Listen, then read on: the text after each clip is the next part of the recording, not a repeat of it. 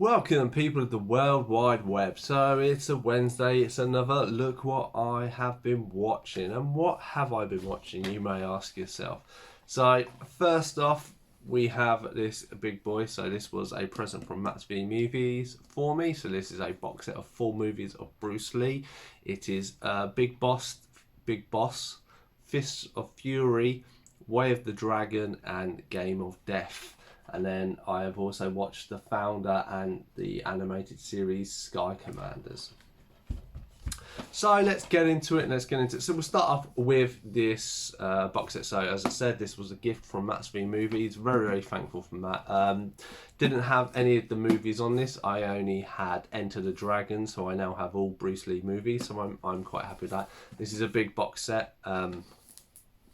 Lost of 12 hours of bonuses. I've watched a few hours of bonuses, but there is just too much. The book is quite really interesting with all the little details on it. So the movies, I watched them in order. So we started off with the Big Boss, which is is Bruce Lee's first film, or proper film, so to speak. He was supposed to be cast as an extra, and another guy in the film was supposed to be the main cast. Unfortunately, it went through a lot of issues with directors and swap directors. So when the new director came in, they saw the potential in Bruce Lee and recast him as the main, and the guy who was the main then became the spawner. And it kind of tells.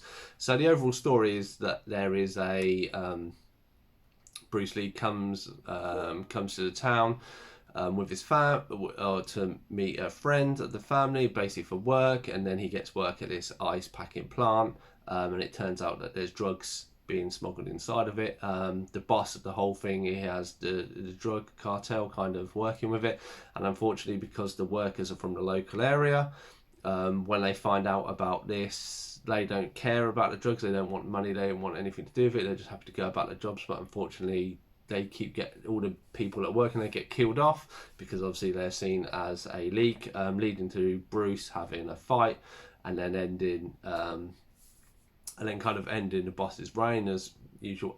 It's an alright film as films go, especially for back in the day. You can tell there was a lot of issues. You could see that stuff wasn't quite right, and obviously being Bruce Lee's film, his acting and even the martial arts side of it, you can tell that he's not really he hasn't got the best crew around him, in my opinion, of how he's, to show off how good her fighting it is.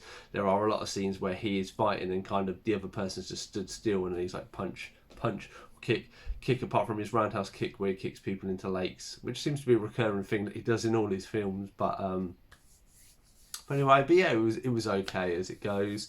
So then we went from the Big Boss to Fist of the Dragon. So this is where he is part of a martial arts school, and there's kind of a rivalry where one martial arts school are trying to get rid of the other, and obviously kind of clan beating up. Again, this is a bit better. You can tell there is maybe a bit more marketing, a bit more money put behind this production. The people he's fighting against are a little bit better than what it was in the Big Boss, so he's starting to come into his own, I think, with Bruce. And obviously there was a lot of fight scenes, a lot of people fighting each other and stuff, so it was quite a pandemonium to how it was kind of kept in check. But it was alright. So then we go on to Way of the Dragon, probably my favourite of all of his movies. So this is a film where he comes to Rome. His uncle has sent him to help out some family members who own a restaurant who are being kind of troubled by some gangsters. And now this is one I think he helped write or even direct. It was his director, but I think he helped produce and stuff like that. So we had quite an active input in this, and it shows really well. I mean, it's really funny straight off the bat where he comes. He wants some eggs from a menu and ends up getting this soup, and then ended up after having these type of soups, he ends up being ill and needing the toilet quite a few times. That I thought was quite funny. I watched this subtitled. The others I watched dub. But this is the one I watched, Way the Dragon and Game of Death, I did watch subtitled. Yeah, and as goes on, his martial arts scenes are really good, and how he kind of impacts the people around him and the fighting and stuff. And I thought this was really, really, stand out alone for me. Just the story worked well, the fighting really worked well. The people around him showed off his skills. in the correct way, you know, played up to his strengths and stuff. And that's, you know, that's not down just to how good Bruce was. It's just, you know, how good the actors and actresses and stunt doubles all around him to make it show how good he was. And then we have finally Game of Death. Now, Game of Death is a bit of a strange one.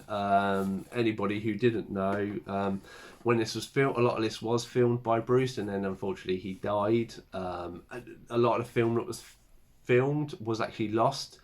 Some of it was found slightly later, and that was used to then remake this film. And there were a lot of body doubles and stuff, and a lot of cuts to other films, which is very black. This is me, I say, because a lot of the footage isn't him, and it's body doubles and stuff, and you can tell it's like he's in a locker room fighting this guy, and then the guy goes to hit him, and where it's grey walls with lockers, there's wallpaper and stuff, and they've taken a scene from another movie, and there's stuff like that. I've just thought you should have just kept with the body doubles as best as you could, but obviously I think it was 70s, so depending on what was out there. I say it was okay from start to finish. The fight at the end, obviously there is bonus scenes, and that is one of the bonus scenes of the final fight. They did find some footage several years later and they added it onto it, and that was good to see him actually fighting, you know, some of the fights he wanted to do and stuff like that. So it's good, you know.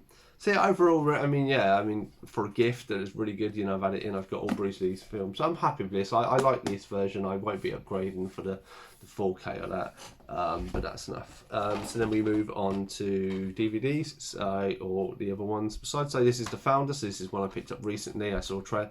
Really, really good. This is basically about a milkshake traveling salesman who comes across the the brothers who created the McDonald's concept and the fast, and then he kind of takes it on, and unfortunately, like a lot of films, screws them over a little bit and kind of builds it up to be such a franchise it is today. You do learn a little bit of stuff behind the scenes at the end, and if you read up on it, there are some stuff is taken out of context and some stuff isn't as bad as it would have done.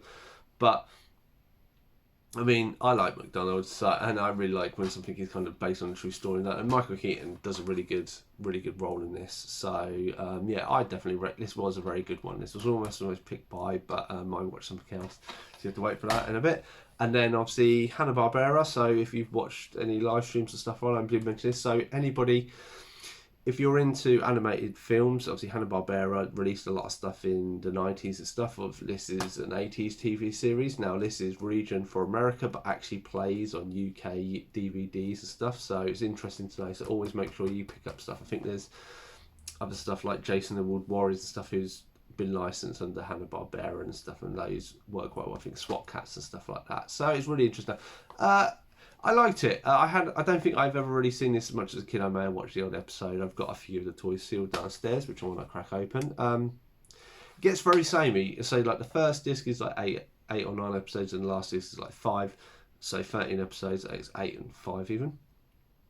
Yeah, it's unfortunately because they're climbing, they get a bit samey, and then near the end of the series, they try and kind of think outside the box a little bit, and that's when I started to enjoy it more near the end of the series. And it's very much of links a little, or they could have well done a crossover with humanoids, I think. But it was all right for what it was. I mean, I paid 20 quid because obviously it's hard to find and stuff, but good to add list to the collection. So that is more or less what I've watched, except for one star buy. My star buy or star mention is this. It is Green Book. So this, I hadn't initially seen this around and stuff like that. I weren't really interested in it, and then I saw a trailer or I saw something and it piqued my interest. Maybe I was in the right frame of mind, so I definitely had to pick this up, and I bought this from Music Vampire for £3, so you couldn't go wrong there. Now obviously it's inspired by true events, and it is really, I think this is a really, really good film. So the concept of it is the guy in the back, Mashallah Ali, he is a doctor or a musician, and he is travelling the deep south in America, I think in the 60s. He needs a driver, kind of bodyguard and entourage to go with him, and he hires this guy who is an Italian, Viggo Mortensen, obviously from Lord of the Rings fame as Aragorn. He is Nick, the driver. And yeah, it is very interesting how the story goes. So they are from kind of 2 different worlds. he is shown to kind of be a little bit of a racist. He's a bouncer when it first starts off, and then he kind of out job for a few weeks, and this is why he then spends 2 months on the road with Marshall. I'm sorry if I'm butchering his name, but it's just how their two characters connect. They are from very different backgrounds and upbringings and stuff, and you know, and the whole context or the whole idea of a green book is back in those days there was something called a green book, whereas if you were a person of colour, it is places that you could stay that you were allowed to, because back in those days, unfortunately, there was a very big white-black divide, and it is very hard when you see this stuff. I think it is very outrageous. Some of the stuff of this guy is a very talented musician. He was brought into people's homes by wealthy white people, and then they wouldn't let him use the toilet, or they would stick him in a closet or something, but then they'd expect him to, you know, or eat with people and stuff, and it was just outrageous. But obviously those were the times.